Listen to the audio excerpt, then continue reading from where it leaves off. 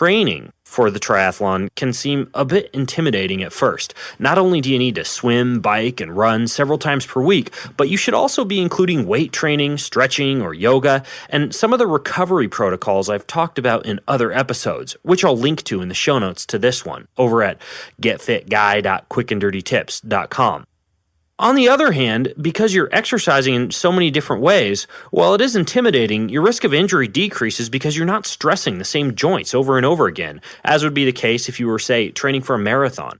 In addition, your fitness can often quickly increase because you're throwing so many different forms of activity at your body. So let's talk about how to start training for a triathlon in the swimming department. Well, for swimming, the best place to begin, especially if you aren't an experienced swimmer, is to go take a swim lesson at your local health club or meet up with your local Masters Swim Club, which is a group of adults that do swim workouts together, usually with a coach.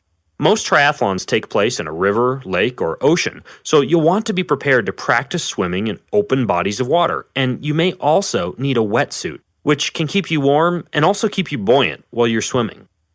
How about cycling? Well, for cycling, you don't need a fancy, expensive triathlon bike. A simple road bike will suffice. For the first 4 years that I personally did triathlons, I rode on a used $300 road bike that I bought on the internet.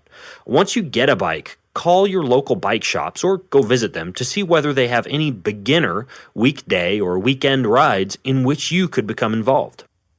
Now, for running, when it comes to equipment, it's one of the easiest of the three sports. All you really need is a pair of running shoes. But be warned, compared to running with fresh legs, running after riding a bicycle can feel like plodding along with bricks strapped to your shoes. So practice some runs directly after riding a bike.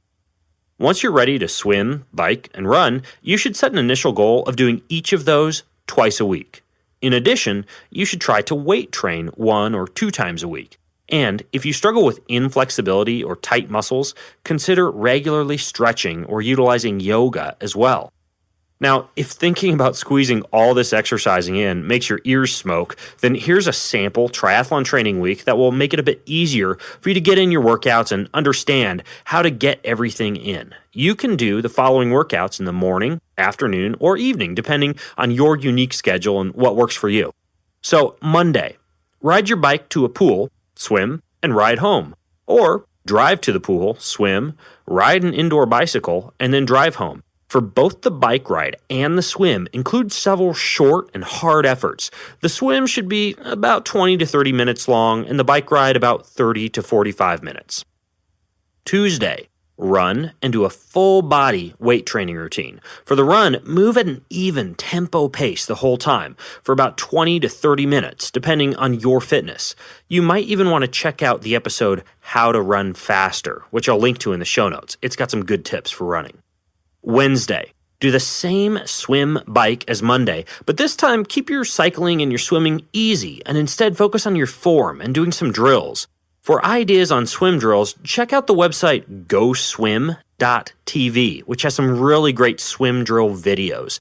And for cycling, try just focusing on one pedal or pedaling really fast and then pedaling really slow, and also focus on relaxing your upper body.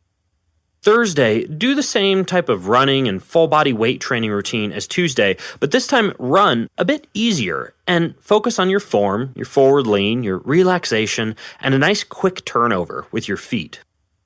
Now, Friday is going to be your workout makeup day. So, inevitably, training for a triathlon involves missed workouts due to scheduling conflicts. And if you're able to finish all the workouts Monday through Thursday, then that's great. You can choose a fun cross-training activity to do on Friday, like playing soccer or tennis, going on a hike, or taking a spin class at your gym. But if you missed one of the Monday through Thursday workouts, then Friday would be your day to make it up.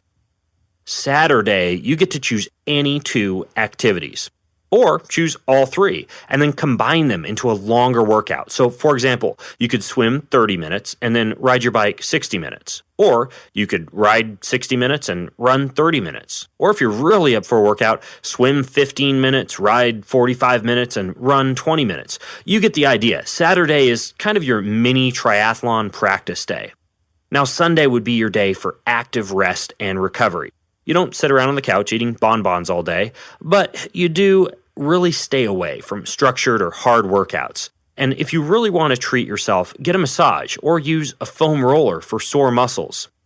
Now, many of you may know that one of my primary jobs is actually as a triathlon coach. So I personally realize that I've only scratched the surface of everything that you can do to prepare for a triathlon. However, I hope this gives you a good idea of where to start. If you want to see what my own personal triathlon training routine looks like, you may want to head over to my personal blog at bengreenfieldfitness.com, where I recently published a sample routine of what I do each week.